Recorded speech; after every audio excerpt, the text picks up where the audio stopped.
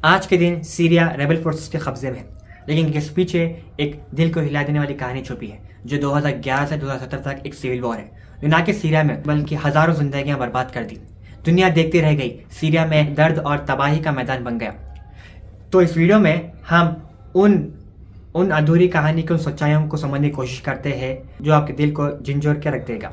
चलिए शुरू करते एक नया सफर जो आपको सोचने पर मजबूर कर देगा।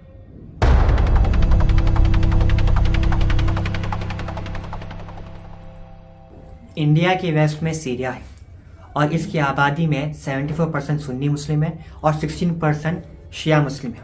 लेकिन ज़्यादा सुन्नी आबादी के बावजूद भी यहाँ की सरकार बशर असद की बनती है जो कि एक शिया मुस्लिम है और यहाँ इनके कैबिनेट मिनिस्टर्स में भी कई लोग शिया मुस्लिम हैं। पर ये कैसा हुआ? ये होता है 1970 में जब बशर अल असद के फादर हाफिज अल असद एक बड़ा गहरा कंट्रोल लेते हैं इस कंट्री का। उन्होंने एयरशिप जो भी एयर स्पेस रहता है उस पर भी कंट्रोल था उनका और 13 नवंबर 1970 में उन्होंने तख्ता बदल दिया और अपने आप को प्रेसिडेंट घोषित कर दिया। उन्हें मालूम था कि इस सीरिया में सुन्नी की आबादी बढ़ के है और सुन्नी लेड पॉलिटिकल पावर्स वापस आ सकते पावर में। उन्होंने अपने पावर को मजबूत कर लिया ताकि कोई भी सुन्नी लेड पॉलिटिकल उनकी पावर को गिरा ना सके। और उन्होंने अपनी पावर का इस्तेमाल करते हुए ऐसे नियम बनाए कि उनके प्रोटेस्टर्स पूरी तरह से खत्म हो गए। उन्होंने अपनी मर्जी से कॉन्स्टिट्यूशन को बदल दिया, मीडिया और सेना के साथ काम किया और सब कुछ उनके कंट्रोल में कर लिया। उन पर एक आरोप भी था कि वो सिर्फ शिया आबादी को तरक्की दे रहे थे। फिर साल आता है 2000 का जब हाफिज अल असद की मौत हो जाती है जो बशर अल असद के पिताजी थे। अब इसके बाद बशर अल असद सीरिया के प्रेसिडेंट बन जाते हैं और सारी हुकूमत उनके कंट्रोल में आ जाती है। फिर उनके प्रेसिडेंट बनने पर भी ज्यादा कुछ बदलाव नहीं होता, वो वही रूल्स फॉलो करते हैं जो उनके फादर ने करे थे। तो इस बात से जो वहां के सिविलियंस थे उनको परेशानी हुई, वो इस बात से राजी नहीं थे और उन्होंने उनके अगेंस्ट प्रोटेस्ट जारी रखा। पर फिर भी इन सब बातों के बावजूद भी बशर असद को हुकूमत चलाने की मुश्किल नहीं पड़ी। अब आता है 2006 का साल। 2006 से 2010 तक कम बारिश होने की वजह से यहाँ की ज़मीन सूखी पड़ गई थी। यहाँ के लोग, सीरिया के जो लोग थे, उन्हें डिक्टेटरशिप के मुश्किलों के साथ ही साथ उन्हें खाने की कमी हो रही थी, उनके पास पैसे कम थे, उसकी वजह से उनका जीना बहुत मुश्किल हो रहा था। और जब ये सब हो रहा था कि सीरिया के जो पड़ोसी देश है जहाँ डिक्टेटरशिप है जैसे तुनिसिया, इजिप्ट, लीबिया और जॉर्डन, यहाँ एक अरेबियन स्प्रिंग था। यानी वहाँ के जो लोग थे, वहाँ के लोग प्रोटेस्ट कर रहे थे कि ये डिक्टेटरशिप को हटाया जाए। बेसिकली उन्हें डेमोक्रेसी और आज़ादी की मांग थी। और जो प्रोटेस्ट इन देशों में हो रहे थे वो सिर्फ नॉर्मल प्रोटेस्ट नहीं थे, इन्होंने अरब देशों में बहुत बड़ा इम्पैक्ट डाला था। सभी डिक्टेटर्स इस प्रोटेस्ट की वजह से घबराए हुए थे। जैसे लिबिया में गद्दाफी को मार दिया गया और इलेक्शंस हुए। तुनिसिया में 23 साल तक राज करने वाले डिक्टेटर बेन अली को देश से भागना पड़ा। इजिप्ट ने हुस्नी मुबारक जो 30 साल से रूल कर रहे थे, उन्हें अपना पद छोड़ना पड़ा, चाहे वो कितनी भी कोशिश करते रहे कि प्रोटेस्टर्स को रोक सके। उन्होंने मिलिट्री टैंक्स भी भेजे थे, लेकिन उसके बाद भी वो उन्हें रोक नहीं पाए। लोग ऐसे जमा हो गए और कई जगह प्रोटेस्ट करते गए। सीरियन लोग भी सड़क पर आ गए, फ्यूल के दाम बढ़ने की वजह से और इकोनॉमी की ऑलरेडी गिरती हुई हालत के चलते। एक तरफ सीरिया के लोग बशर अल असद के डिक्टेटरशिप से परेशान थे और दूसरी तरफ महंगाई और भूख बढ़ रही थी। बशर अल असद को ये था कि अगर जो पड़ोसी देश में जो डिक्टेटरशिप हो रही है, जो प्रोटेस्ट हो रहे हैं, वो यहाँ पर भी हो सकते। इसलिए उन्होंने इस डर से उन्होंने अपने सिक्योरिटी फोर्सेस को अलर्ट कर दिया ताकि प्रोटेस्टर्स को संभाला जाए और जो भी स्थिति है जो भी सीरिया में उसे संभाला जा सके। लेकिन बशर अल असद को ये नहीं पता था जो सोच रहे उसका उल्टा होगा। फरवरी 2011 में सीरिया के साउथर्न पार्ट में जो कि है दरा, यहाँ एक 14 साल का बच्चा था जो 7th ग्रेड में था, जिसका नाम था मुआविया सैसनी। ये नाम आप याद रखना क्योंकि आगे मैं बताऊंगा कि इस 14 साल के बच्चे की गलती की वजह से कैसे एक सीरिया में कॉम्प्लिकेटेड सिविल वॉर शुरू हुई। इस बच्चे की गलती की वजह से बड़े बड़े सुपर पावर्स जैसे यूएसए, रशिया, ईरान और हत्ता की टेररिस्ट ऑर्गेनाइजेशन जैसे ISS आमने सामने आ गए। तो चलिए जानते हैं ऐसा क्या किया था इस बच्चे ने जिससे वहां एक सिविल वॉर शुरू हो चुकी थी। दिन था 26 फरवरी 2011। जब मुआविया और बाकी 14 स्टूडेंट्स देश भर में और दूसरे कंट्रीज में हो रहे प्रोटेस्ट की खबरें सुन रहे थे, तो उसी दिन मुआविया ने अपने स्कूल की दीवार पर लिखा, इट्स योर टर्न डॉक्टर। तो अब आप ये सोचेंगे कि इसने ये क्यों लिखा। चलिए मैं आपको ये बताता हूँ। जो बशर अल असद सीरिया के प्रेसिडेंट है, वो आई डॉक्टर भी थे। उन्होंने लंदन से उनकी डॉक्टरी की पढ़ाई कंप्लीट की। तो इसी चीज़ को चलते हुए जो बच्चा था मुआविया, उसने ये लिखा कि इट्स योर टर्न डॉक्टर। मतलब ये धमकी की तरह था बशर अल असद के लिए। अब ये चीज़ मुआविया अपने घर आकर अपने फादर से कहता है कि मैंने ये ऐसा किया है। तो उसका पिता बहुत डर जाता है, क्योंकि उसके पिता को मालूम था कि ये गलत चीज़ है और इसके लिए इसे बहुत बड़ी सज़ा मिल सकती है। तो उसके पिता ने उसे एक मशवरा दिया, तुम जाकर छुप जाओ। लेकिन अब तक बहुत लेट हो चुकी थी, क्योंकि बहुत लोगों ने उस दीवार पर जो लिखा हुआ था उसे देख लिया था। सिक्योरिटी फोर्सेस स्कूल को आती है मालूम करने का कि दीवार पे किसने लिखा, पर इन्हें कोई नहीं बताता कि किसने लिखा था। पर उन्हें कुछ 15 बच्चों पर शक आता है। ये सिक्योरिटी फोर्स उन्हें अरेस्ट करते हैं और ये 15 बच्चों में मुआविया भी शामिल था। जब ये 15 बच्चों को पुलिस स्टेशन ले जाया जाता है तो वहाँ उन पर बहुत बुरा टॉर्चर किया जाता है, जैसा कि उनके नाखून निकाल दिए जाते हैं और साथ ही जब उन्हें पानी में डुबा के जो पानी में उन्हें करंट पास करते हैं उन्हें बेहोश कर देते हैं। और जब ये खबर उन 15 बच्चों के पेरेंट्स को मालूम होता है, वो तुरंत पुलिस स्टेशन की ओर भागते हैं और वहाँ उनसे दरख्वास्त करते हैं कि ये बच्चों को जल्द से रिहा कर दिया जाए। लेकिन पुलिस उल्टा उन्हें ये जवाब देती है कि ये बच्चों को छोड़ो, अलबत्ता दूसरे बच्चों को जन्म दो। अगर ये तुम्हारे से नहीं हो सकता है तो हाँ, ये तुम्हारे औरतें हमारे पास छोड़ आओ। तो ये बात से पूरे सीरिया में और सिविलियंस और प्रोटेस्टर्स में आग लग जाती है। प्रोटेस्ट ज़्यादा बढ़ जाते हैं और प्रोटेस्ट मामूली ये था कि जो बच्चे थे उन्हें जल्द से रिहा कर दिया जाए। ये बिल्कुल शांति से प्रोटेस्ट कर रहे थे। बस उनकी एक ही मांग थी कि उनके बच्चे जो जेल में हैं उन्हें बाहर निकाल दिया जाए। लेकिन पुलिस तो ऐसी है कि उन्हें एक सिर्फ मिसाल कायम करने की है, तो वो उनके बच्चों को बाहर नहीं छोड़ते। अब बच्चों को तो वो बाहर नहीं छोड़ रहे थे, इसके अलावा वो जो दूसरे प्रोटेस्टर्स थे उन्हें भी जेल भेज दिया गया। अब ये जो चीज चल रही थी वो दारा से होते हुए दूसरे शहरों तक फैलती है। अब लोगों को पता चलता है कि ये प्रोटेस्ट कितना बड़ा हो चुका है। 15 मार्च 2011 आते आते सीरिया के शहरों जैसे डेमेस्कस, अलेपो, होम्स, लताकिया, हमा में सरकार का विरोध किया गया कि ये अन्याय हो रहा है, इन बच्चों को छोड़ा जाना चाहिए।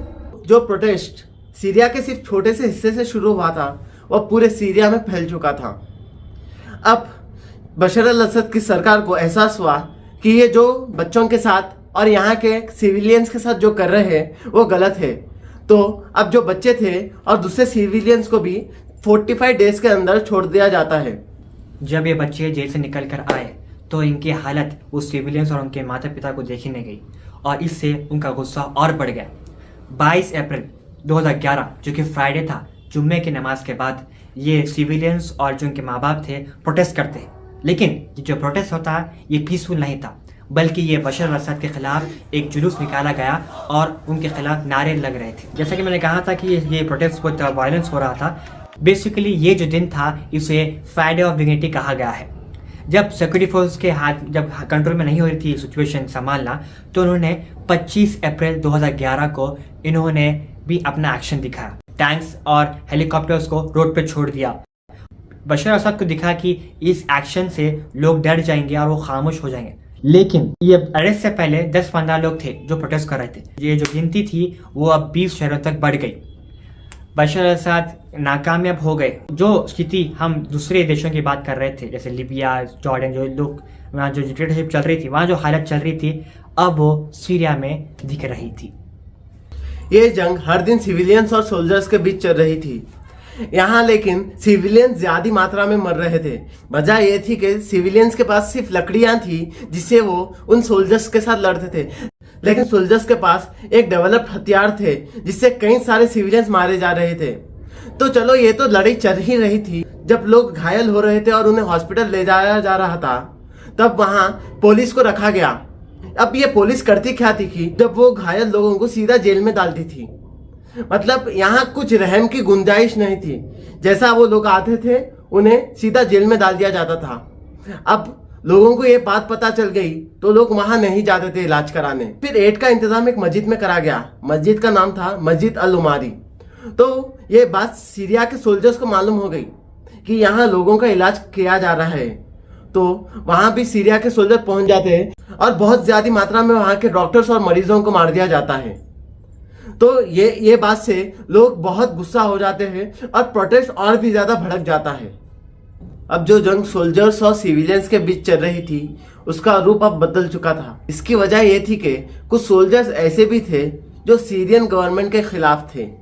वो इस रूल को एक्सेप्ट नहीं कर रहे थे।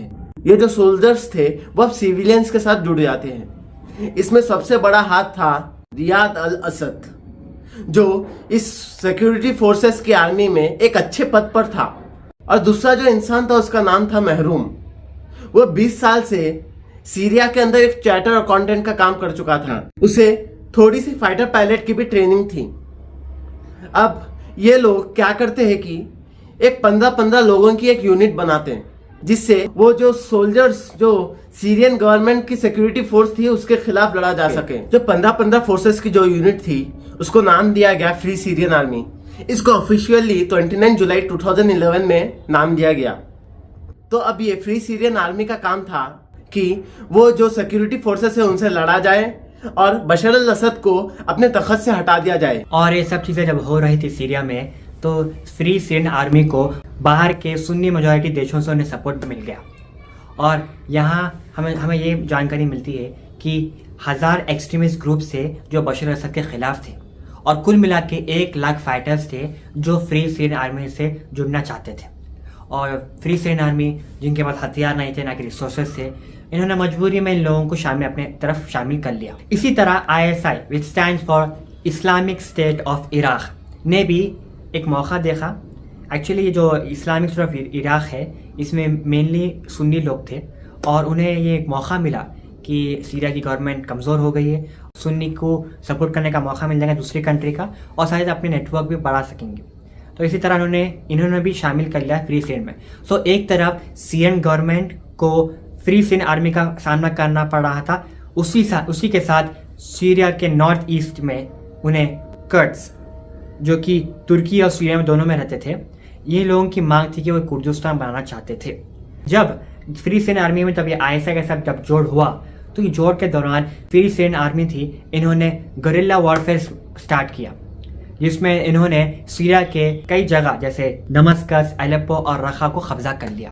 तो इसी तरह ये जंग ऐसी आगे बढ़ती गई। अब जो सीरिया में स्थिति चल रही थी वो ये थी कि 4 अलग अलग फैक्शंस एक दूसरे से लड़ रहे थे। उसमें से एक थी सीरियन की गवर्नमेंट और एक थी ISIS और जो एक थी फ्री सीरियन आर्मी जो सिविलियंस ने बनाई थी, और चौथी जो थी वो थी कि कुर्ड्स। तो ये चारों एक दूसरे से अपनी अपनी मोटिव के लिए लड़ रहे थे। ये तो अपनी मोटिव के लिए लड़ ही रहे थे, फिर दूसरे देशों ने भी इस चीज में शामिल होना शुरू कर दिया।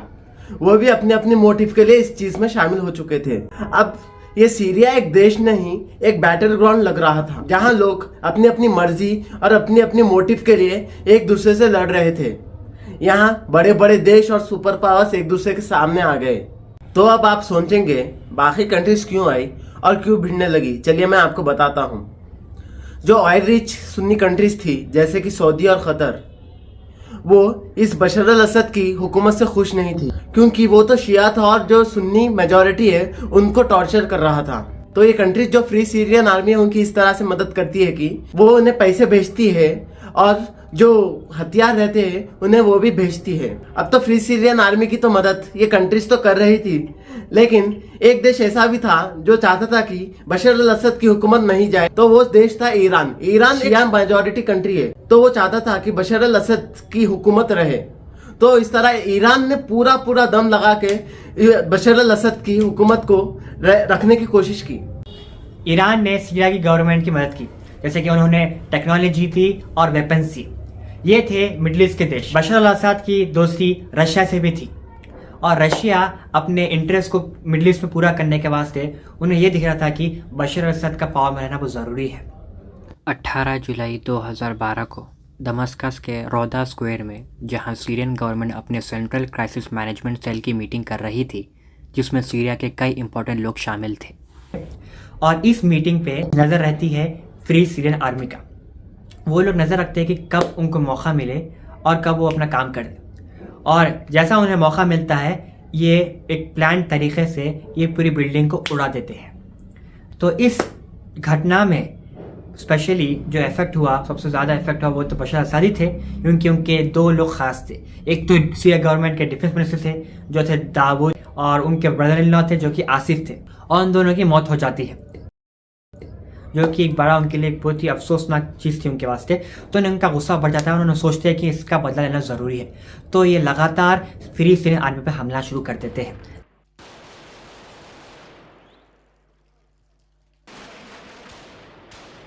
इस लगातार हमले जो बशर असद कर रहे थे, बशर असद को कामयाबी नहीं मिलती, क्योंकि फ्री सीरियन आर्मी को बाहर के देशों से बड़ा सपोर्ट था, तो उन्हें अपने कब्जे में लेना बहुत ही नामुमकिन था। काफी बार सीरिया की गवर्नमेंट और सिविलियंस के बीच लड़ाई हुई, लेकिन फिर भी गवर्नमेंट सिविलियंस को नहीं रोक पाई। इस एरिया से ही जॉर्डन के थ्रू हथियार को डिलीवर किया जा रहा था, और जब उस पर कोई सोल्यूशन नहीं मिला तो 21 अगस्त 2013 को एक बार रात के 2:30 बजे और फिर उसी दिन 5 बजे सीरिया की गवर्नमेंट ने केमिकल वेपन्स का इस्तेमाल किया। सेरिन नर्व एजेंट का इस्तेमाल किया गया। सेरिन नर्व एक एजेंट था, तो उसकी मदद से कई लोगों की लाशें बिछा दी गई और बच्चे और औरतें भी जान खो बैठी।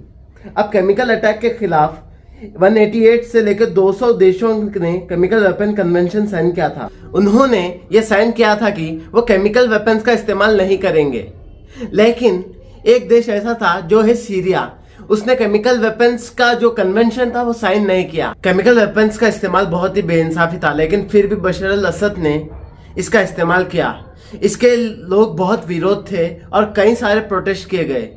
ह्यूमन राइट्स वॉच और एमनेस्टी इंटरनेशनल ने यूएन से बात की कि इस घटना को इंटरनेशनल क्रिमिनल कोर्ट तक पहुंचाया जाए, और अब लोगों को लगने लगा कि इस घटना के बाद अब बशर अल असद का सीरिया में रहना बहुत ही मुश्किल है और बशर अल असद को सीरिया छोड़कर जाना पड़ेगा। पर चाइना और रशिया ने इस फैसले को बदल दिया। इन्होंने लगातार वीटो पावर का इस्तेमाल किया, जिससे कि वो बशर असद को बचा रहे थे। अगर ये वीटो पावर नहीं होता तो कई तरह की चीज़ें हो सकती थी, जैसे कि सैंक्शंस हो सकते थे या मिलिट्री इंटरवेंशन हो सकते थे, और कई तरह की चीज़ें हो सकती थी, जैसे कि मेनली मोस्ट प्रोबेबली ये हो सकता था कि जो बशर असद थे वो स्टेप डाउन कर सकते थे। लेकिन रशिया और एक हद तक कि चाइना की मदद से बशर असद को कभी भी स्टेप डाउन करने का मौका नहीं मिल सका। ये एक बड़ा एक सपोर्ट था बशर असद को, रशिया और चाइना। जब जहाँ रशिया है वहाँ यूएस कराना तो ज़रूरी है। यूएस और रशिया एक दूसरे के खिलाफ लड़ रहे थे, और यूएस ये कह रहा था मैं इसलिए आया ये जंग में क्योंकि मेरे को ISIS, मैं इनको ख़त्म करने आया, इसलिए मैं ये एंट्री करा के बोला। जैसा कि आपने इंटरनेट में देखा होगा कि ISIS जब भी उन्हें यूएस सिटीजन कभी मिलते हैं उन्हें मार दिया जाता है। जब भी उन्हें यूएस सिटीजन मिलते हैं उन्हें मार दिया जाता है। लेकिन ज़्यादातर ये मालूम जाता है कि जो भी लोग पकड़े जाते थे ISIS से, वो लोग मोस्टली जर्नलिस्ट थे। तो ये बात थी यूएस की। अब एक एंट्री होती है तुर्की की। तुर्की क्यों आया ये जंग में? रशिया, चाइना, ये तो समझना है कि सुपर पावर्स। तुर्की का आना आखिर क्या रीज़न था इसके पीछे? मेनली रीज़न ये था कि जैसे कि मैंने आपको पहले बताया था, कुर्दिस्तान, कर्ड्स, जो मैंने आपको कहा था पहले, वो कर्ड्स क्या कर रहे थे, जो सीरिया के जो नॉर्थ ईस्ट में जो एरियाज थे उनको जैसे कैप्चर करने लगे।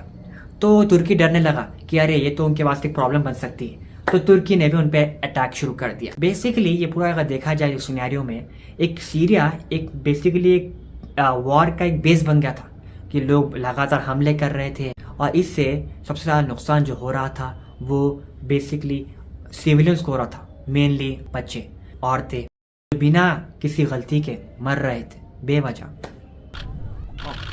Video from Russian bombers over Syria today. Washington not to extend its airstrikes over targets so-called Islamic State positions in northern Syria. Actual में सीरिया इतना ज्यादा स्ट्राइक हो गया था कि वो एक कंकाल बन के रह गया था। 2016 में जब ट्रम्प प्रेसिडेंट बने, उन्होंने सोचा कि अब उनका इस वॉर में रहना कोई फायदेमंद नहीं है। उन्होंने यूएसए को सीरिया से बाहर निकाल दिया और उन्होंने कहा कि ये कभी ना होने वाली जंग है और इससे हमारा कुछ लेना देना नहीं है। पर 2017 में बशर अल असद ने फिर से केमिकल वेपन्स का इस्तेमाल किया। अब इस केमिकल वेपन्स के इस्तेमाल की वजह से कई लोगों की मौत हो जाती है, जिसमें 88 लोग मर जाते हैं और जिनमें 10 से भी ज्यादा बच्चे थे। तो ये देखते हुए यूएसए फिर से सीरिया में शामिल हो जाता है। अब उन्होंने सीरिया पर ऑफिशियली स्ट्राइक करना शुरू कर दिया।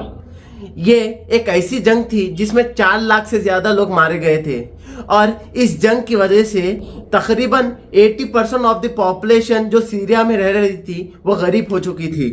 तो इस सिविल वॉर को एक सोशल मीडिया वॉर भी कहा जाता है। इस जंग में बहुत ज्यादा सोशल मीडिया का इस्तेमाल किया गया और लोगों में जागृति और प्रोटेस्ट के लिए उन्हें उकसाया गया। सीरिया का संघर्ष एक छोटी सी चिंगारी से शुरू हुआ और बाद में ये आग बन गई जो आज तक बुझ नहीं पाई। जर्नलिज्म एक खौफ और खुदगर्जी का शिकार बन गया। सच के बदले प्रोपेगेंडा फैलना शुरू हो गया। बशर अल असद की ये ज़िद्दी सोच ने पूरी कंट्री को तबाह कर दिया।